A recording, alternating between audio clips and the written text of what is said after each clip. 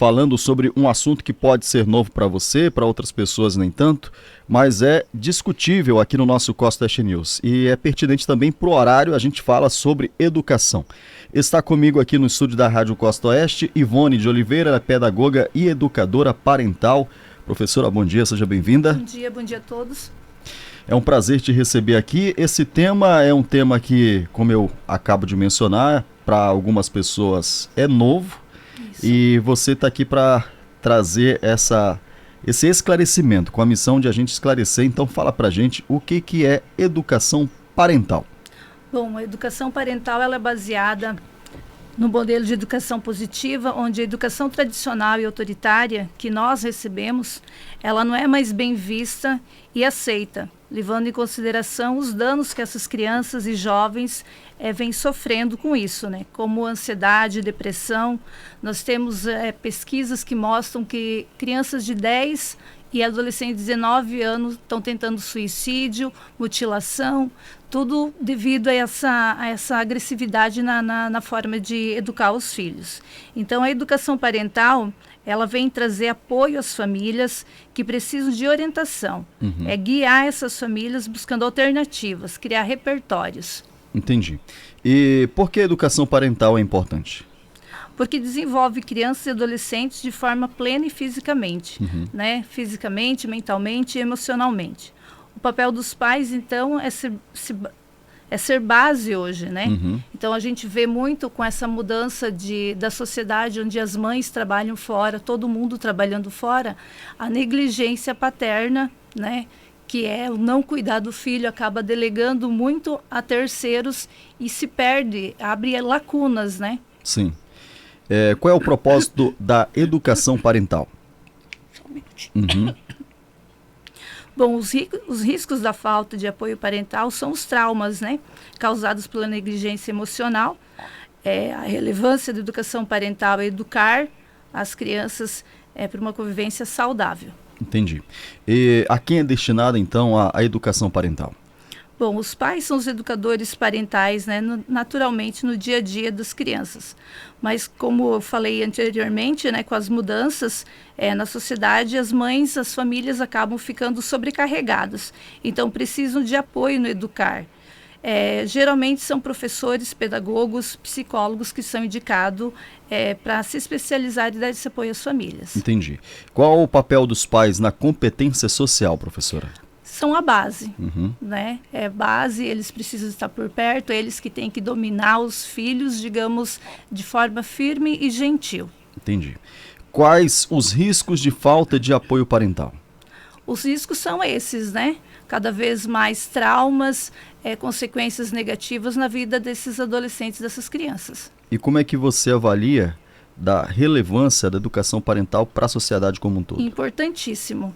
Né? Porque é o pai e a mãe que são os primeiros educadores das crianças. E quem é que pode atuar como educador parental?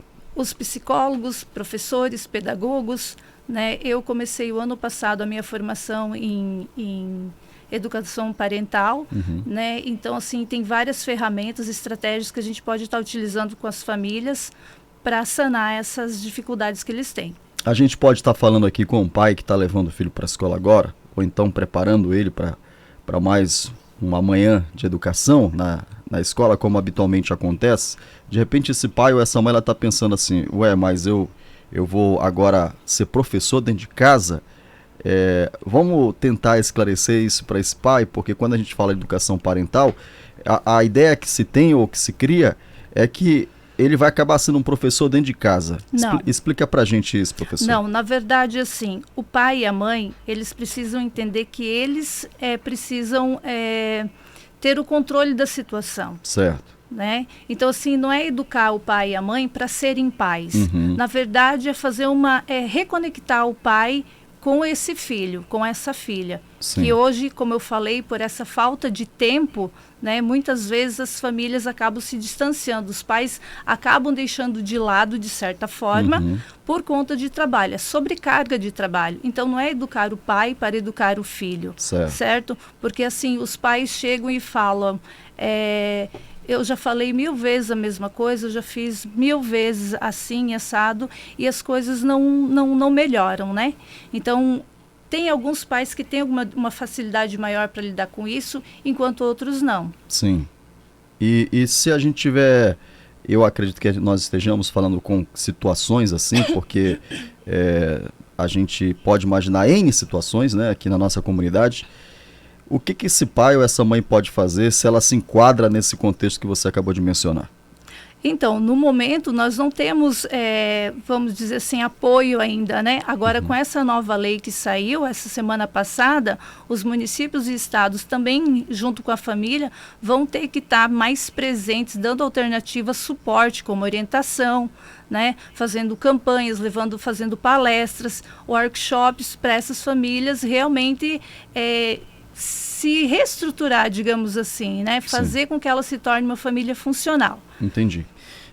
Você mencionou que você está apta, né, Isso. a lidar com essa situação, atuar com a educação parental. Já tem algum exemplo prático recente? Não, eu não tenho nenhum exemplo, eu ainda não fiz nenhum atendimento, né, a famílias, até porque é uma coisa que tem que partir dela. Entendi. Né? A família tem que te procurar. Isso, exato, não é alguma coisa que a gente pode forçar. E como é um tema novo, que muitos ainda não conhecem, não entendem o que é a educação parental, né, como ela funciona, acabam ficando...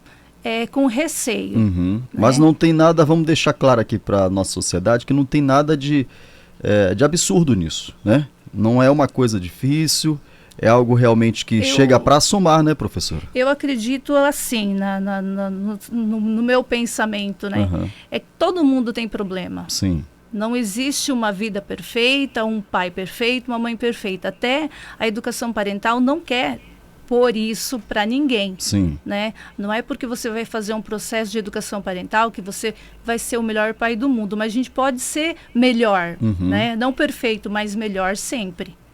E você acha, essa aqui a gente vai só colocar uma discussão mais do nosso cotidiano, que a gente tem visto um aumento de pessoas que estão querendo transferir a responsabilidade dessa educação para as escolas ou não, professora? Sim. Acontece muito, né? Acontece não de hoje. Né? Eu também já tive em sala de aula, trabalhei por 8, 9 anos na educação e realmente é isso mesmo, chegar às vezes no final de semana e tem pai e mãe que liga e fala, eu não sei o que fazer com a criança. Entendi. Né? E são crianças aí de 2, 3 anos? Isso, são crianças de creche, né? De creche, geralmente. E é assustador, né? Exatamente. Porque são ainda muito pequenos, né? Jovens. E a gente tem que entender também que o comportamento dos nossos filhos vem de nós. É reflexo, né? É reflexo de nós. Então, muitas vezes a gente fica batendo o martelo em cima de que eu quero que ele mude, ele precisa mudar, quando na verdade quem precisa mudar somos nós. Entendi. Né? É a tal da coisa que eu sempre falo. A gente quer um filho respeitoso, a gente quer um filho empático, organizado, mas o que eu estou proporcionando para que ele seja assim? Eu não posso pegar um exemplo aqui, o meu celular, e falar, filho, esse daqui é o respeito, eu quero que você tenha respeito, então tome para você. Sim. Né? É algo que acontece no dia a dia, na prática. O segredo está mesmo no limite, professora? Sim. É o limite que faz toda a diferença na educação, né? E assim, eu sempre gosto de falar, tem muitas mães que às vezes a gente trocando, falando no Instagram, eu faço algumas postagens e elas falam assim para mim, você tem dica para amenizar as birras? O que seriam essas birras? Essas birras é uma forma da criança se comunicar, só que os pais eles têm que conseguir identificar. Certo. Né? O que é birra e o que é mimar. Né? A gente tem que entender assim que a criança ela ainda não sabe se expressar e ela de alguma forma vai fazer para que ela ganhe aquilo que ela quer. Chamar a atenção. Isso, mas nem tudo o que ela quer, ela precisa. Sim. Né? Então a gente tem que ter esse olhar e acolher um sentimento, uma necessidade da criança e não um desejo. E às vezes é só uma observação que a gente faz de modo assim genérico, né? Às vezes o pai, por confundir amar demais, ele permite demais, né? Exatamente, eu conheço pessoas assim que não conseguem dizer não. Elas sabem, inclusive já estudaram, né, sabe as consequências de ser assim, de agir dessa forma, mas simplesmente não consegue dizer não para a criança. Tem que encontrar o equilíbrio, né, professora? Exatamente. Porque talvez esse pai ou essa mãe, eles tenham tido uma educação muito rígida, porque a gente sabe que se a gente voltar no tempo aí há uns 20 anos, ou 30, né, que seja, os nossos pais eram um pouco mais rígidos, né? Tinha a questão de você apanhar de cinta, né? Que chama aqui, lá na emergência se chama cinto, né? E galhos também, e a coisa realmente varinha, pegava, né? A varinha, o chinelo. Quem aí, tem até meme dizendo assim, o que era drone, né? Na época uma Raider voando na sala e acertando uma testa, uma parte do corpo.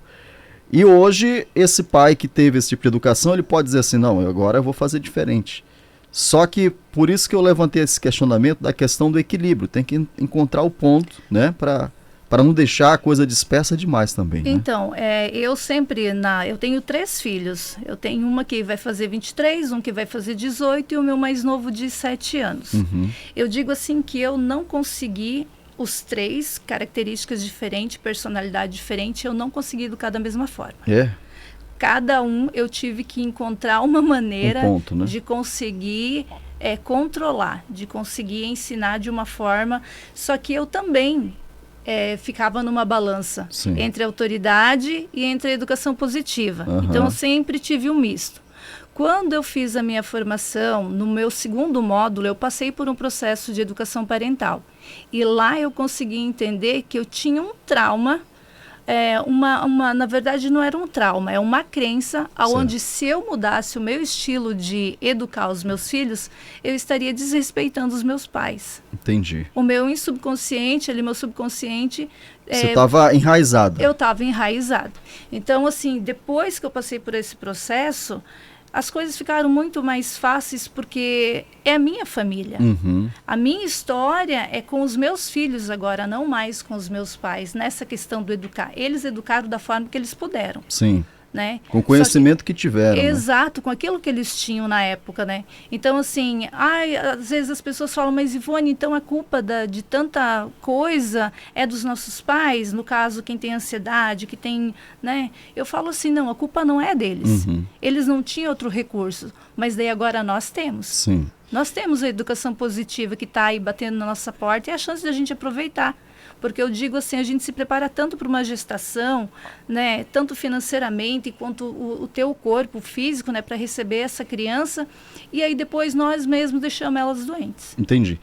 E com essa formação veio a desconstrução de tudo aquilo que você imaginava, ser uma mãe, ser uma educadora ou não? Na verdade, sim.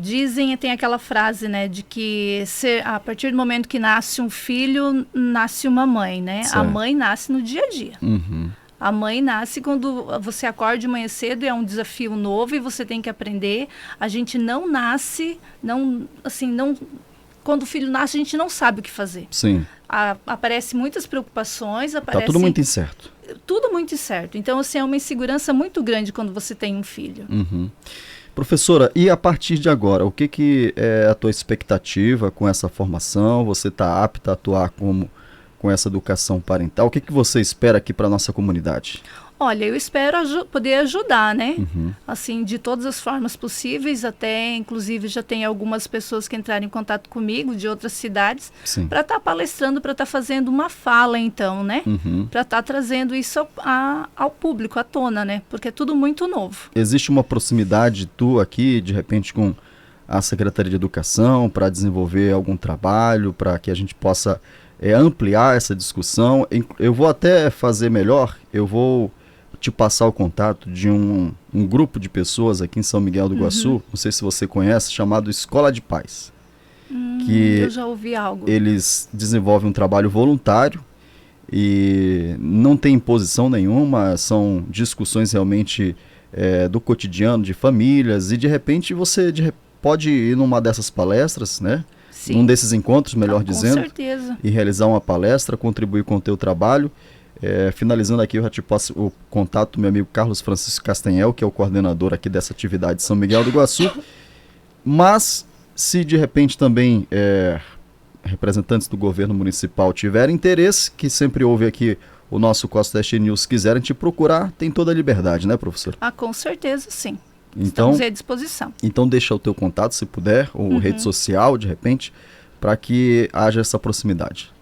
O meu telefone é 9910 15 742. Perfeito. Você aqui de São Miguel do Iguaçu, Santa Terezinha de Itaipu, Itaipulândia, Missal, Medianeira, Serranópolis, você de Santa Teresa do Oeste, trafegando na BR-277, 495, é a nossa 497 também.